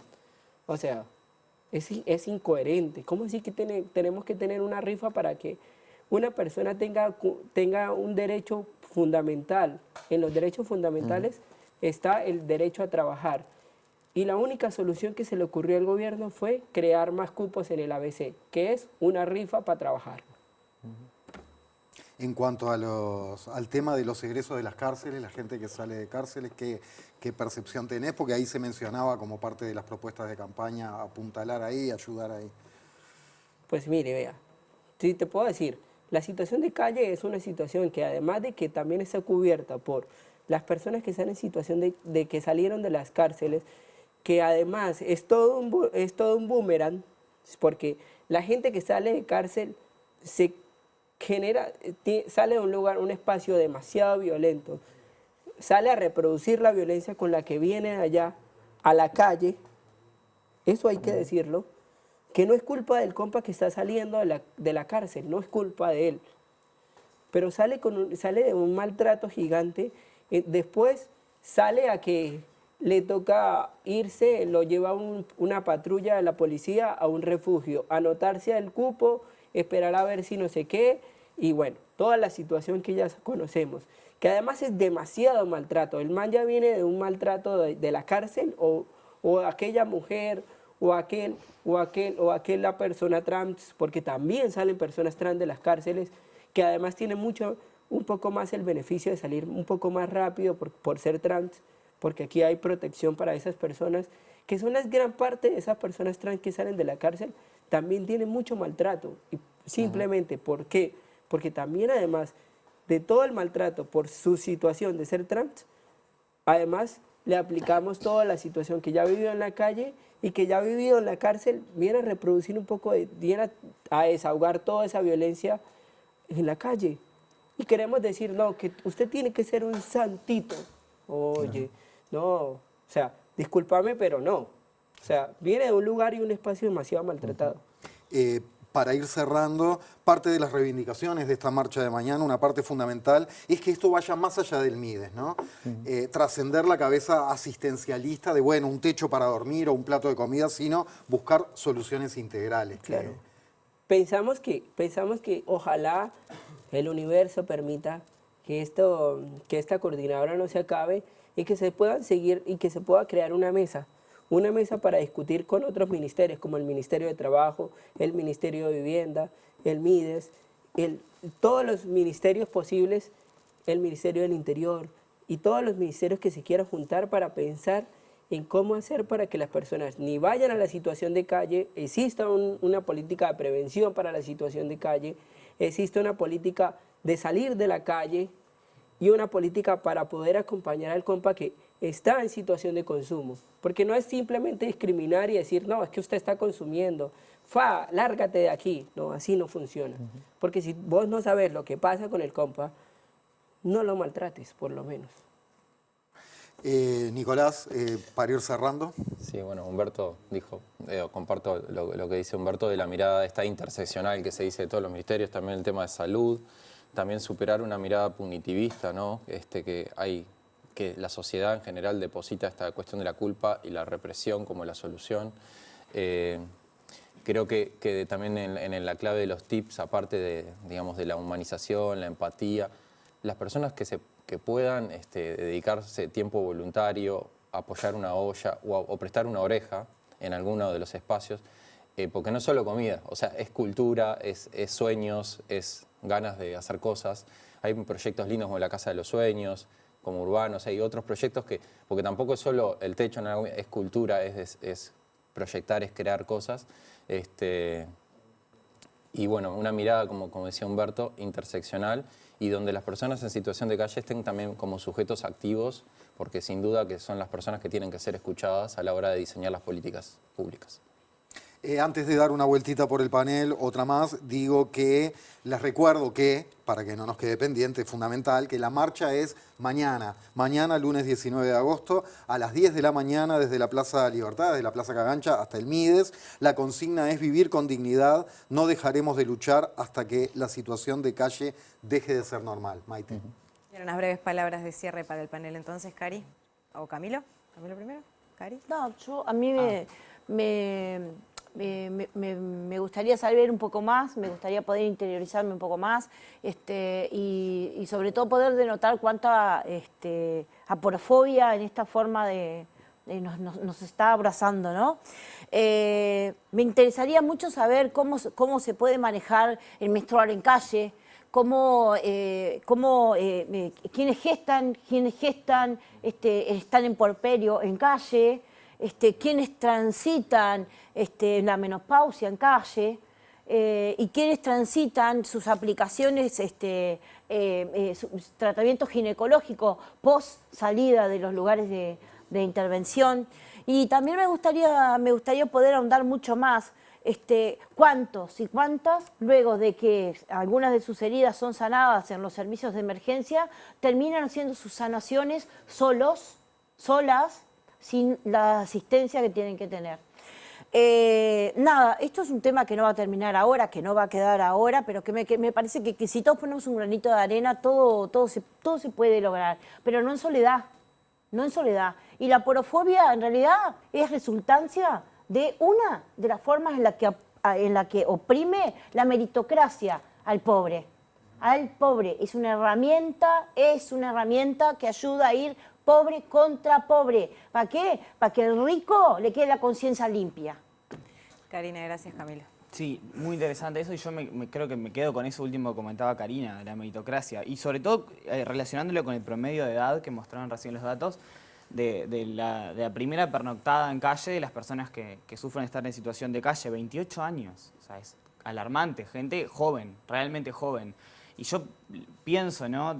Gente que muchas veces nace en contextos hipercríticos, donde muchas veces el salario de sus padres no alcanza para comer, si es que tienen padres. Muchas veces están a cargo de muchísimos hermanos, terminan dejando de estudiar por eso, o tienen que dejar de estudiar para poder salir de trabajar a edades muy tempranas. En una sociedad donde aparte el trabajo cada vez dura más, años y horas, y se retribuye menos en términos de salario. Entonces, es inevitable que esa gente, de cierta manera, termine excluida del sistema educativo y con qué prospecto, con qué perspectiva, más que seguir reproduciendo la situación de la que vienen, ¿no? Entonces, ¿es justo realmente aplicar una lógica meritocrática contra personas que desde el día que nacen, desde el día 1 de sus vidas, sufren tanta violencia para después salir a decirles que están en situación de calle porque no se esforzaron lo suficiente? Es justo, y yo creo que ahí, perdón, cierro rapidito con una cuestión que involucra mucho a las capas medias. Yo creo que ahí también hay un problema no solo de solidaridad, pero también de ser conscientes de que uno como trabajador tiene muchas más chances de terminar en situación de calle por perder el trabajo que de volverse rico algún día por esforzarse. Y es muy salado, hay que hacer conciencia de eso, de verdad. Es muy complicado. Y eso se evidencia, en definitiva, en las propuestas de la izquierda y la derecha en un año electoral. Las propuestas programáticas son de terror. Una va en un extremo por promover la idea de dormir en la calle como un delito, y después por otro lado tenemos gente que por lo menos se proyecta una sociedad sin pobreza extrema. Es complicado. Está, pero siempre bajo la salvaguarda de algún TEC o DOC y LIC que diga qué es lo que esa gente que está durmiendo en el cartón precisa, sin escucharlos. Sí. Bueno, muchas gracias a ambos. Tenemos que seguir con el próximo tema. Jorge, cierre es tuyo. Nos despedimos, Nicole, de esta primera parte del programa y de este tema por hoy. Como decíamos, lo habíamos avisado, se abren muchas cajas, muchos temas, quedarán muchas preguntas sobre la mesa, alguna respuesta, y esperemos haber colaborado en este rato como para seguir sumando información y sensibilidad. Nico, muchas gracias y gracias por el trabajo siempre. No, gracias. Gracias, digo, está bueno ver las experiencias como el colectivo de NITEP, que tiene también 2 casas autogestionadas, experiencias como la de Casa Barco que comentaba de Espacio Bar, porque hay otras alternativas al sistema de refugio y eso está bueno para poder generar nuevas prácticas.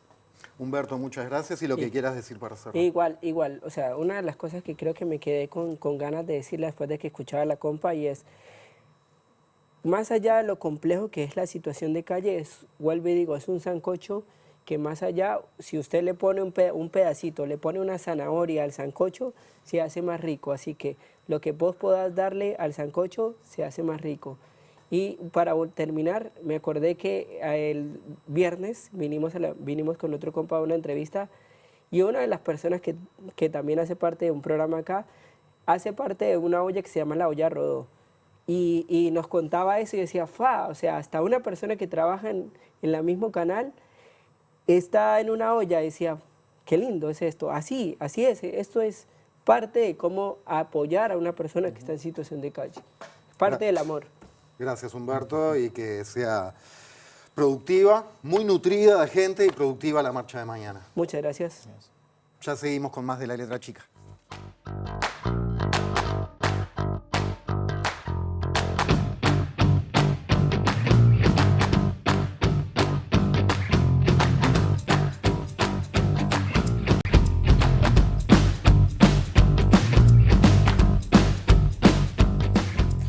Tema en esta noche de La Letra Chica y viene de jóvenes, de diálogo y de política, porque recientemente con la coordinación del Programa de Naciones Unidas para el Desarrollo se acordó un documento de acuerdos temáticos elaborado por la Juventud Interpartidaria que nuclea a las juventudes político-partidarias como parte del proyecto Dialogar Acerca. Este documento fue presentado a los candidatos a la presidencia el pasado 7 de agosto. Es un documento que tiene varios temas y vamos a ahondar sobre eso con nuestros 2 invitados. Pilar Simón, directora de la Comisión Nacional de Jóvenes del Partido Nacional. Bienvenida. buenas noches. Muchas gracias.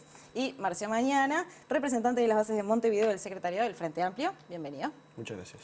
En el documento ustedes dicen que justamente es el resultado de un trabajo que implicó un largo proceso. ¿Cómo fue ese proceso de diálogo entre personas jóvenes que integran diferentes partidos?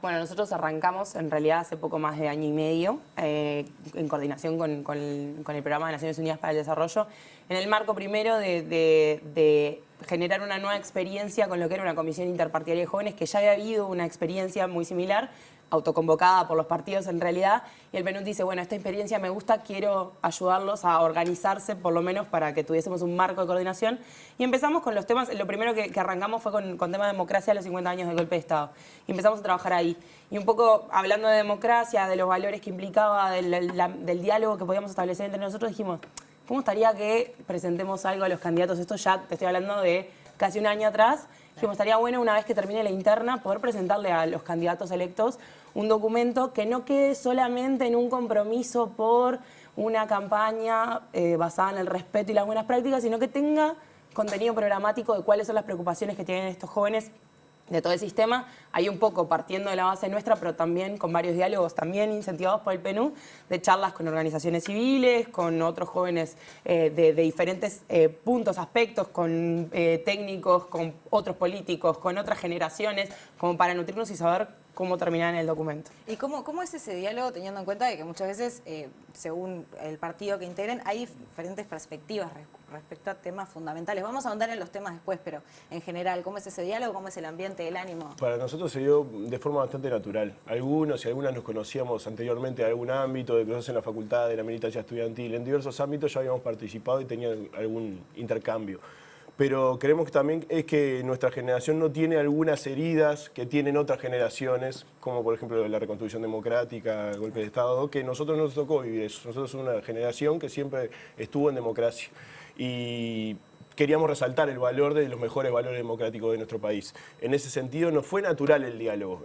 Tirábamos temas sobre la mesa y era jugar, no de memoria, porque teníamos la práctica política de nuestras organizaciones también. Nosotros, si bien somos jóvenes, tenemos experiencia dentro de nuestras organizaciones de construir acuerdos, y entre nosotros era un desafío más. ¿Cómo lo hacíamos?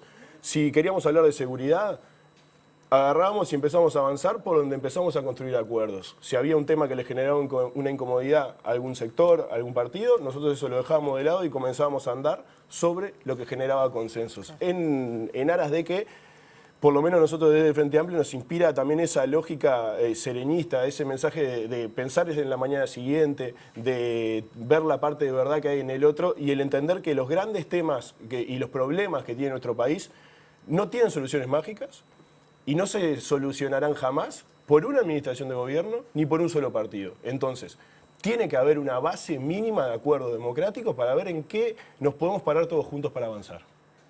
Hay varios temas, ¿no? Pero pensando, por ejemplo, en el punto 1 del documento, se hacen referencias a varias cosas, pero, por ejemplo, está el tema de la desconfianza de la ciudadanía en la política, está también el tema de esta polarización que se da cada vez más en el discurso, podemos hablar también de, capaz que más en una coyuntura internacional, pero el avance de los populismos y las consecuencias que esto trae. ¿Cómo ven estos temas en Uruguay, en nuestro país? Yo creo que Uruguay tiene una costumbre muy democrática, muy institucional, muy de sistema de partidos, que yo creo que es muy difícil de romper. Y acá lo que hemos notado nosotros por lo menos es ese descontento de la gente o cansancio de la gente de algunas cosas que se empiezan a mimetizar.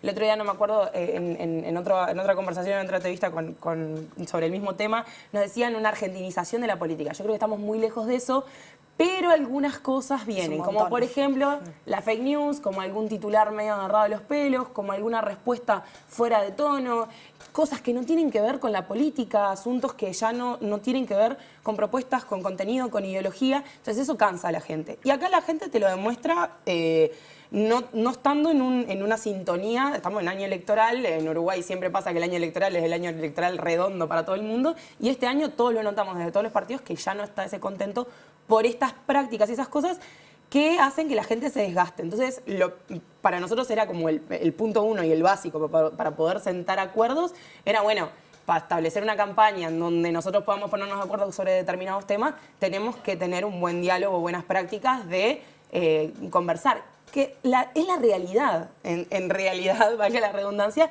de lo que pasa entre los partidos. En el Parlamento, todos los diputados de todos los partidos políticos se sienten y acuerdan cosas antes de debatir determinadas leyes y después salen a la Cámara y bueno, cada uno tiene su minuto de discusión, pero la realidad es que existe ese diálogo y es muy valioso y son valores democráticos que tiene nuestro país muy arraigados, que está bueno que los demos a conocer para no cansar con lo otro. Lo otro es parte más de dejarnos llevar por comentarios o titulares que a veces no construyen un debate de donde debería estar basado en el contenido y en la ideología de los partidos. Y en ese sentido, ¿te parece que, y te lo pregunto al ser integrante del Partido Nacional, hay una figura polémica que es Graciela Bianchi en Twitter, por ejemplo, que en lo que refiere a fake news es algo que sigue y sigue y a quizás polarización y violencia también, eso es una opinión mía, pero ¿es algo que se tendría que autorregular dentro de los partidos? ¿Tendrían que haber sanciones por fuera? Yo creo que es algo hasta generacional. La política acá en Uruguay hoy no está adaptada para los... O sea, las campañas políticas hoy a nivel mundial no están adaptadas a la política uruguaya de hoy. Nuestro sistema político tiene gente capaz que no está agarrándole esto de agarrarte de fake news, o sea, no chequear de dónde sale la noticia, el no tuitear por tuitear, el controlar lo que se dice por redes sociales, la forma y los tonos. Y eso a veces va por una cuestión 100% generacional. Yo creo que los partidos deberían de adaptarse a esta nueva forma de hacer política, que creo que pasa en todos los partidos que estamos como descompaginados de esta nueva forma de hacer campaña. Es la primera vez, creo, a diferencia incluso de 2019, porque no estaba tan empapado el tema de redes sociales.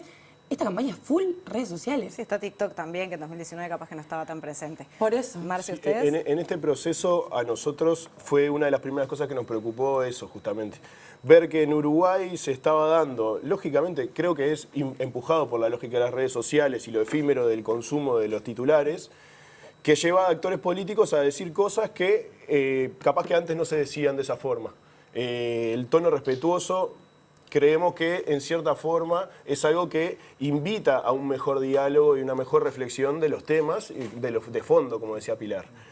Y en ese sentido era una preocupación para nosotros, es decir, nosotros como generación no queremos que eso sea la política, no queremos que la gente se aleje de la política y de la discusión de los temas que le incumben en su vida cotidiana por rechazar lógicas violentas. Y eso nosotros lo ponemos expresamente en el documento, rechazar la lógica violenta que busca instalar una grieta política y promover un debate político respetuoso y constructivo. En ese sentido, era como el punto cero del acuerdo nuestro. Decíamos, esto tiene que ser lo primero que nosotros hagamos para poder generar condiciones que digan, desde nuestra generación estamos llamados a superar algunas heridas que otros tienen y que nosotros no queremos arrastrar.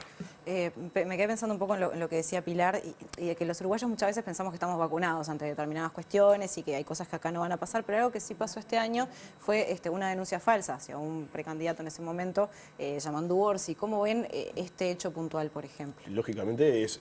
lo peor que puede pasar a la política uruguaya sería que se instale esa lógica de las fake news y de las denuncias falsas. Nosotros también hacemos un capítulo sobre el lawfare. Claro, también mete la justicia en este tema, ¿no? Nosotros también creemos que el fenómeno del lawfare lo que hace es, al final, distorsionar la voluntad del elector, porque en realidad vos estás generando una nube de humo que no es la realidad. Y nosotros queremos, como jóvenes, debatir sobre la realidad y los problemas que tenemos hoy. Entonces, para nosotros era necesario hacer ese acuerdo. Y el haber estado de primera, todos de acuerdo en eso, entendiendo de que en todos los partidos hay gente que cruza la línea, algunos más para mí, para Pilar capaz que para otros, pero ese es el juego democrático. La idea es que esa línea no se cruce para que la gente se quede afuera de la discusión política. Para nosotros es importante eso, porque esa lógica quita a la gente de la política. Nosotros necesitamos que más gente participe. Nosotros, una de las cosas que queríamos hacer también, porque viendo que hay muchos jóvenes que no participan de la discusión política en los partidos políticos, pero participan de causas, una de las primeras actividades que hicimos con PNUD fue dialogar con jóvenes de la sociedad civil organizada. Muchos jóvenes participan de causas. ¿Y cómo los acercamos nosotros a esa lógica? Bueno, invitándolos a dialogar y a que nos tiren temas sobre la mesa de punto cero. Y Pilar, ¿cómo ves vos el tema del rol de los jóvenes justamente en el fortalecimiento de la democracia?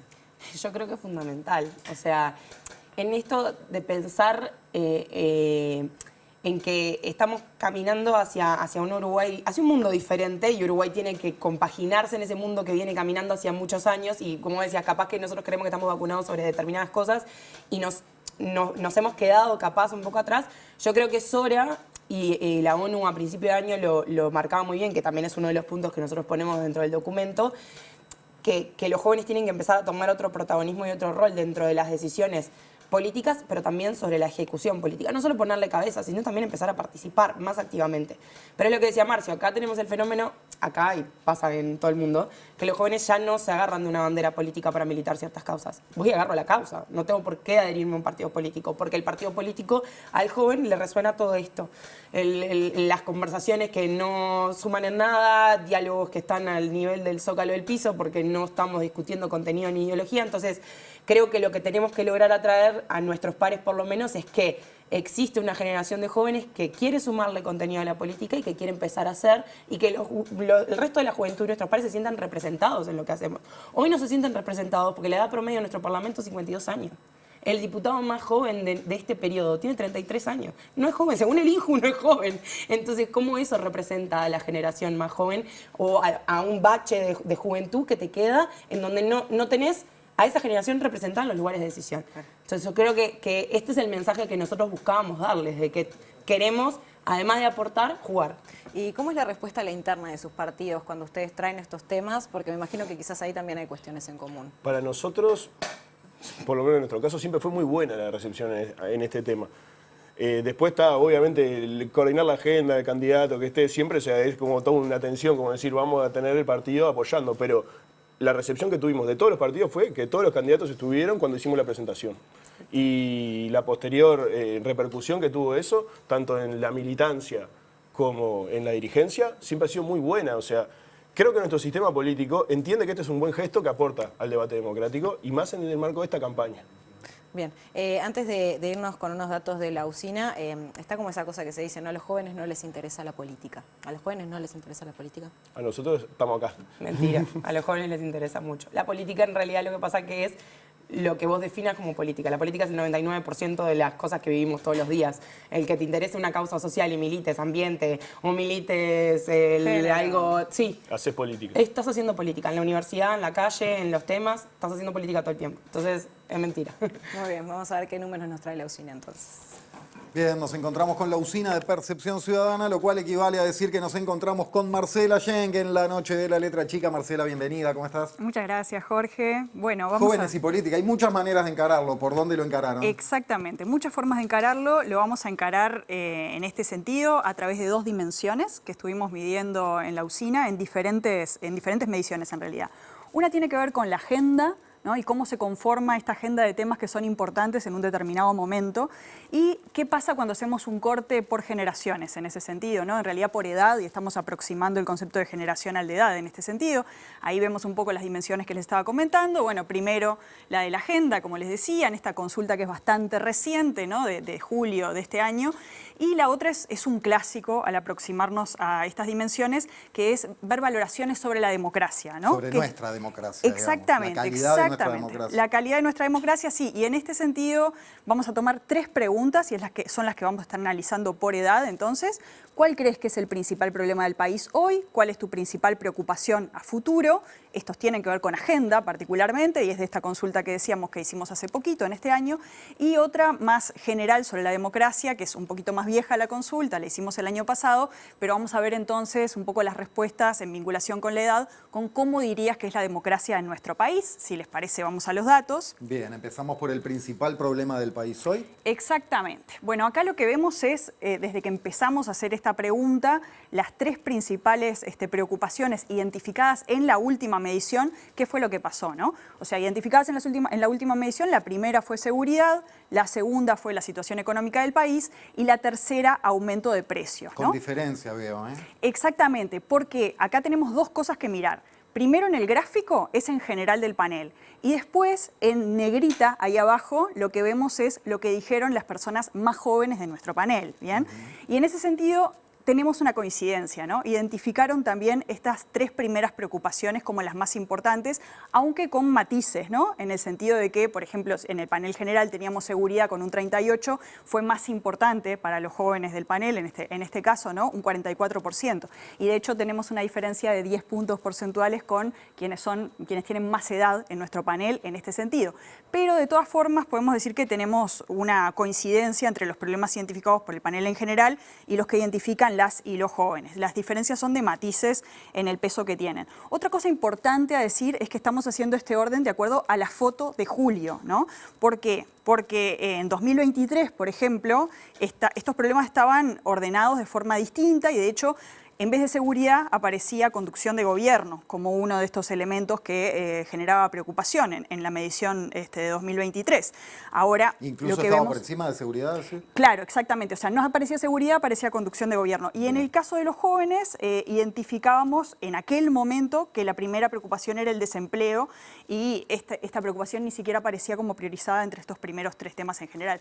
Por eso siempre decimos que las encuestas son fotos de un momento y esto es la foto de este momento. O sea, no siempre que hicimos esta medición coincidió lo que identificaban los jóvenes como preocupación con las preocupaciones en general del panel, que además también se han ido moviendo, ¿no? En el tiempo. Pero quizás vamos a la segunda placa que tenemos para ver, que acá estamos viendo también, de acuerdo a este relevamiento de julio de este año, cuál es la principal preocupación a futuro, ¿no? Y en este caso vemos que sí varían estas preocupaciones a futuro del panel en general con los jóvenes, ¿no? Vemos en número 1, 2 y 3, las 3 primeras identificadas por el panel en general, y acá tenemos de vuelta como primera preocupación a futuro la seguridad, después tenemos la economía, y después tenemos el desempleo. Perdona que te haga una pregunta súper específica, Marcela, con esto, pero es un matiz.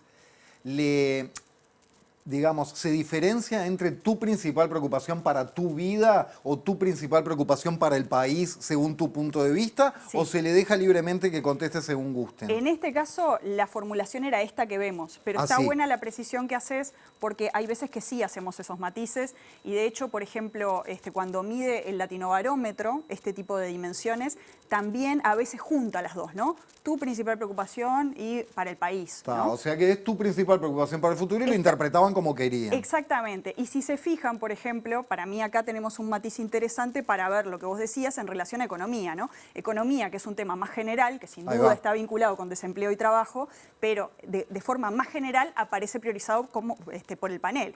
En el caso de los jóvenes, es más identificado, me parece, con situaciones particulares, cuando decimos desempleo y trabajo. Ojo, desempleo también está como preocupación general, pero no en la misma prioridad que aparecen jóvenes con el primer lugar con un 26%, ¿no? Y después enseguida el trabajo con un 15%, que están vinculadas las dos, ¿no?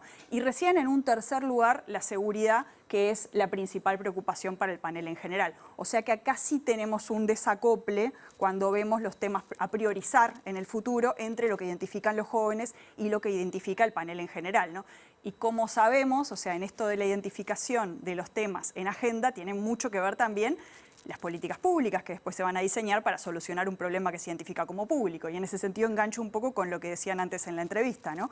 Sí, los representantes, las representantes pueden identificar claramente, ¿no?, lo que identifican los jóvenes y las jóvenes como temas de preocupación, ¿no? Cuando tenemos algunas brechas en ese sentido en el tema de la representación y la representación descriptiva, ¿no?, de jóvenes en nuestras formas de representación, ¿no? Y en nuestros mecanismos de toma de decisión, como también lo han mostrado encuestas como la que hace el INJU periódicamente en nuestro país, ¿no? Bien, antes de ir a la calidad de la democracia, marco otra cosita que me llama la atención, la diferencia de este 15% con el 44% era, ¿no?, anterior, es decir que para los jóvenes que contestaron esto, como problema país lo ven mucho más grande que como su preocupación a futuro. Exacto, puntual, exactamente. Bien, calidad de la democracia entonces. Sí, vamos a ir entonces como la última con esta percepción de democracia, que en este caso lo que hacíamos era ver cómo era la percepción que tenían de la democracia las personas del panel, si se trataba de una democracia plena, si tenía problemas, y en ese sentido con pequeños problemas o con grandes problemas, o no había democracia, ¿no? Consideraban que no había democracia en nuestro país, ¿no? Y en ese sentido, bueno, agrupamos, como hacemos siempre, con colores para que sea fácilmente identificable, con tonos de azul, ya sea porque tenemos una democracia plena o porque tenemos problemas que son identificados como pequeños, y con tonos de naranja y rojo ya en el semáforo que se nos va hacia los más problemáticos, ¿no? En el sentido de que, bueno, incluso llega a haber personas que dicen que no hay democracia, ¿no? Y qué peso tiene esto justamente en generaciones jóvenes, por ejemplo, que se han socializado durante toda su vida en democracia, justamente, ¿no? Y sin embargo tenemos ahí preocupantemente un 11% que dice que considera que no hay democracia, ¿no? En este relevamiento que hacíamos en febrero de 2023, ¿no? Cuando miramos la comparación entre los azules, parecería que no tenemos una preocupación tan alta, ¿no? Porque de hecho incluso en los jóvenes los azules superan por un poquitito a los del estrato de más edad, de 60 años o más, ¿no? Tenemos un 68 a 69. Te gané de mano, Jorge, a hacer la cuenta. Pero de todas formas... Tuviste bien porque me estaba costando hoy. Pero de todas formas, cuando miramos, sí, la separación entre democracia plena y democracia con pequeños problemas, claramente en los jóvenes está la percepción de que hay más problemas en esta democracia, ¿no? No son iguales los azules en este sentido, ¿no? Y bueno, y en este sentido, retomar también un poco algunas de las cosas que hemos visto, no solo a nivel de los estudios que hacemos desde la usina, sino también más a nivel en general. Ya en otras oportunidades hemos hablado, por ejemplo, de mediciones como la del Latinobarómetro, y en ese sentido, por ejemplo, en el último informe que se hacía desde el Latinobarómetro en el año pasado, se observaba a nivel general en América Latina que el apoyo a la democracia era menor entre los jóvenes, considerando los jóvenes de menos edad incluso que lo que consideramos en la usina, ¿no? Porque toman un estrato de 16 a 25 años, y básicamente entonces había una diferencia de 12 puntos porcentuales entre las personas de menor edad y las de mayor edad de su muestra en relación al apoyo a la democracia, ¿no? O sea, teníamos ahí un 43% versus 55%. O sea, a menor edad, menor apoyo a la democracia en ese informe, y además mayor apoyo, por ejemplo, a mecanismos no democráticos o regímenes no democráticos en caso de que solucionaran los problemas de la gente, por ejemplo, ¿no? Y eso que a veces tendemos a pensar, y por supuesto que es así, ¿no? Por un montón de variables, de que Uruguay tiene una cierta singularidad en el contexto latinoamericano en este sentido. Sin embargo, cuando vemos los datos por Uruguay, para Uruguay en particular, de una muestra grande, representativa, vemos que también se mantiene esta característica que se mantenía en América Latina de un bajo apoyo, un apoyo más bajo a la democracia y un apoyo mayor a soluciones que tienen que ver con la autocracia, por ejemplo, soluciones entre muchas comillas, ¿no? Pero así está planteado en la pregunta, en función de la edad. O sea, a menor edad se registraba también un menor apoyo a la democracia y un mayor apoyo a otros regímenes en caso de que vinieran a, entre comillas, solucionar estos problemas de la gente. Podemos decir, ¿no? apoyo a la democracia per se. Exactamente, exactamente. También otras cosas que son interesantes, ¿no? Por ejemplo, podemos ver esto como la democracia per se, como decías vos, o también con el funcionamiento de la democracia, ¿no? Y en este sentido, por ejemplo, una de las cosas que sucedía que se ve en ese relevamiento del año pasado, es que estaba identificado por parte de los jóvenes y de las jóvenes como uno de los principales problemas del país el que se escuchara justamente a más voces, que se abriera la participación en decisiones gubernamentales, ¿no? Creo que este es un elemento interesante también para enganchar con lo que estaban discutiendo en el panel, y aprovecho para pasar un aviso, que es que mañana mi columna de La Diaria va a ser sobre este tema, o sea que también les invito a seguir la reflexión por ahí. Gracias, Marcela, como siempre. Y una vueltita por el panel, entonces, por nuestro panel, para conversar, para tirar algunas impresiones a propósito de esto primero que se estaba hablando en la mesa y lo que presentaba Marcela. Como estamos hablando de jóvenes y política, voy a empezar por Camilo, evidentemente. Bueno, de toda la reflexión que escuchamos recién y de los datos, yo quiero dejar un par de preguntas para los entrevistados de hoy. La realidad actual es cuanto menos compleja, o sea, con una sociedad en la cual claramente el empleo para los jóvenes es un problema que les preocupa. El acceso a la cultura no está garantizado para todo el mundo. El acceso a la educación terciaria y secundaria tampoco está garantizado para todo el mundo. Quería saber si ustedes han tenido o proyectan tener a largo plazo diálogo con organizaciones sociales, con presencia de jóvenes, con jóvenes del PIT-CNT, con los estudiantes de la universidad o de gremios de secundaria, para generar justamente un diálogo con esas masas que de alguna forma u otra nos preocupa que no se estén acercando a la política, que no está mal, pero digamos, más allá del espacio de militancia estudiantil, que digamos de alguna forma le temen al partido político. ¿Ha habido un diálogo o se piensa que va a haber?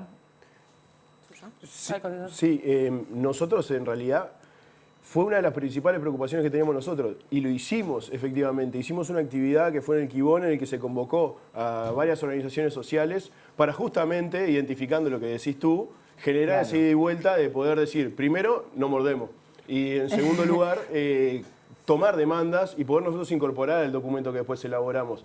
Creo que lo que decís vos es una de las principales preocupaciones que teníamos nosotros cuando nos juntamos por primera vez a discutir. Dijimos, sí, hay muchos jóvenes que están quedando por fuera de la discusión de la política partidaria. ¿Cómo hacemos para incluirlos? Y bueno, esa instancia de diálogo es, creo, para mí, fundamental y básico para que nosotros podamos empezar a fortalecer estos números que estamos viendo también. Claro. Sí, y yo creo que fue un mensaje también para nosotros que creíamos que por una cuestión generacional teníamos otro acercamiento con esas juventudes.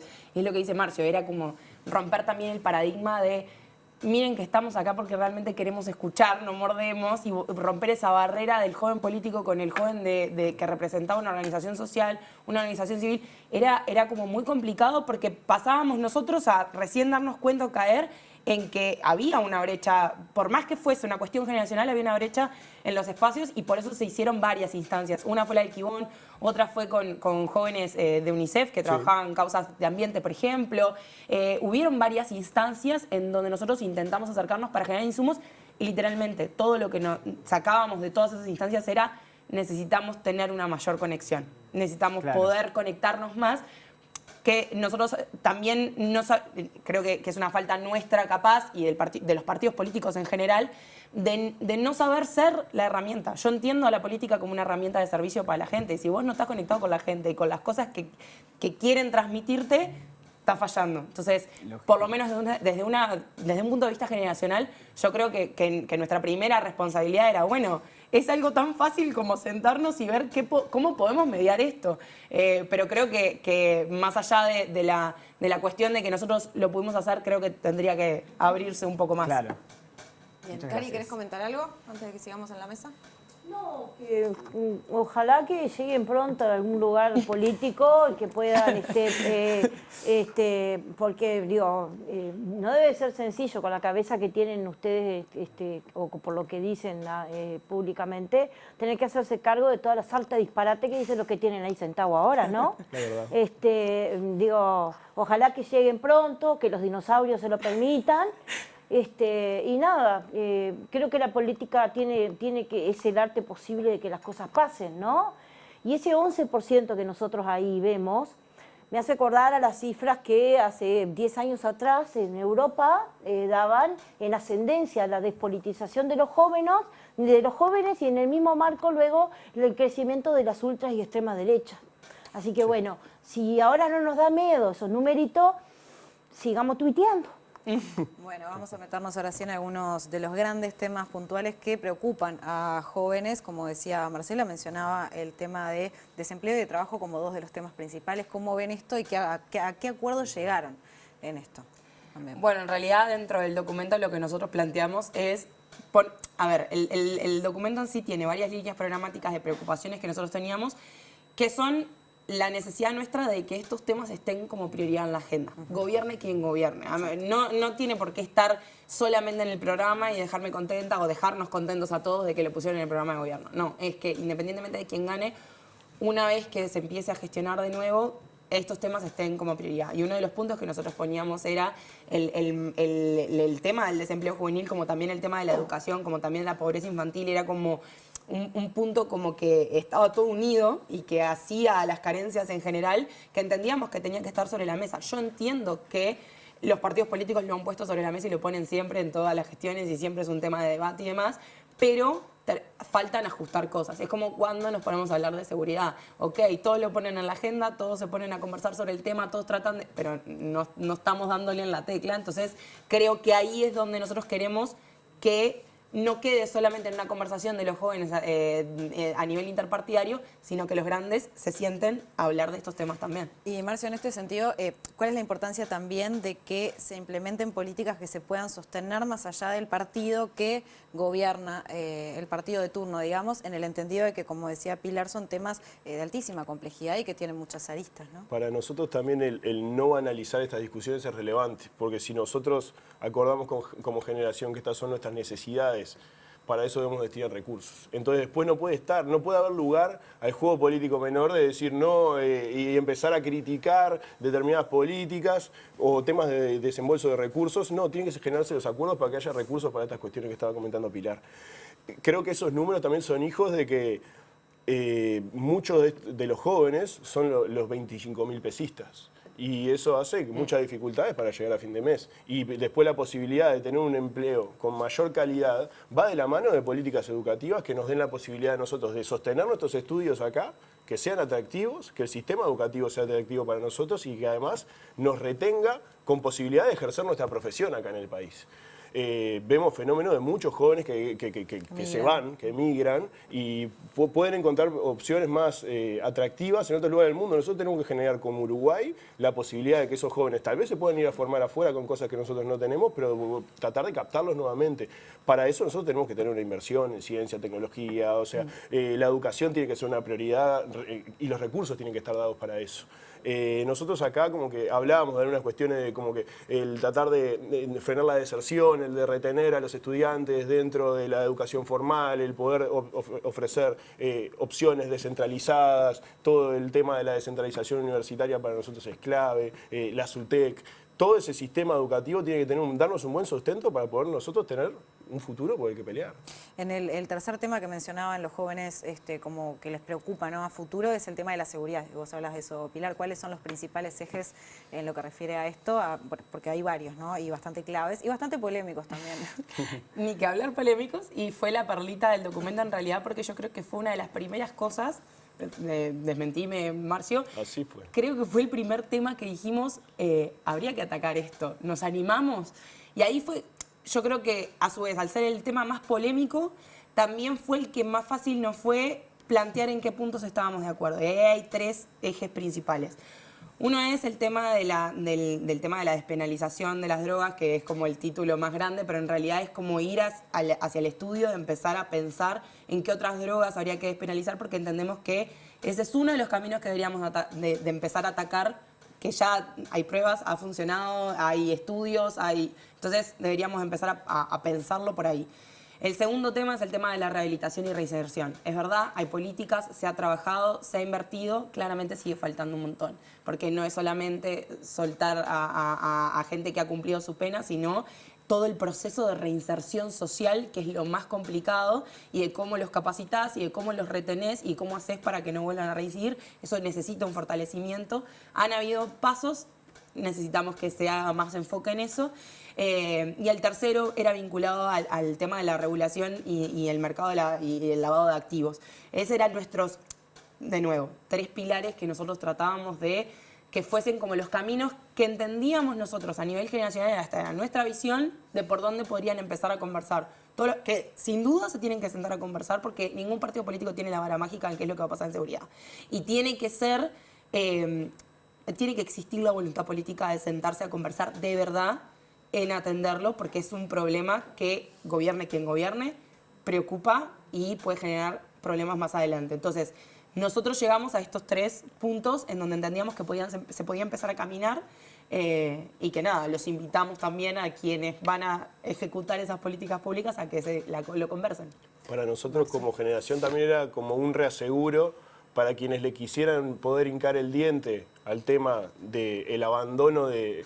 Porque también nosotros creemos que es una frase audaz, pero tampoco es irresponsable. Nosotros decimos tender a abandonar el paradigma de la guerra contra las drogas y buscar alianzas internacionales en ese sentido. Obviamente, si en Uruguay se despenaliza todo, no es el camino. El camino es serio, responsable, con estudio y en base a evidencia. Es claro que el paradigma de la guerra contra las drogas fracasó.